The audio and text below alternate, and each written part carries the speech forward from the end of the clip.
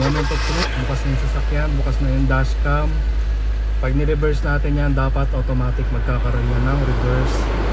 Well, so let's see the moment of truth.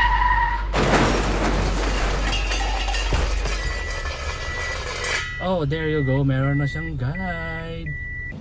So ito yung reverse light. Ito yan. So dito natin itatap yung wire ng dashcam. Ito yung sensor wire para magkaroon ng automatic reverse guide dun sa dashcam natin. So mag-splice tayo dito sa red. Possible ito yung live wire niyan. So syempre mostly naman red ang kadalasan na live wire, no? So kung hindi dyan, malamang doon sa puti. So try natin sa red muna. Okay. So ayan, nakapag-open na tayo ng wire. So dyan natin itatap. So ayan, nakatap na. Testing lang muna natin. Hindi muna natin ipipix yan.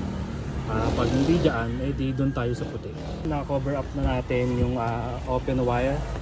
So ginamitan lang natin yan ng electrical tape. Okay. That's good to go. Iayos natin tong sensor wire para hindi siya galaw-galaw.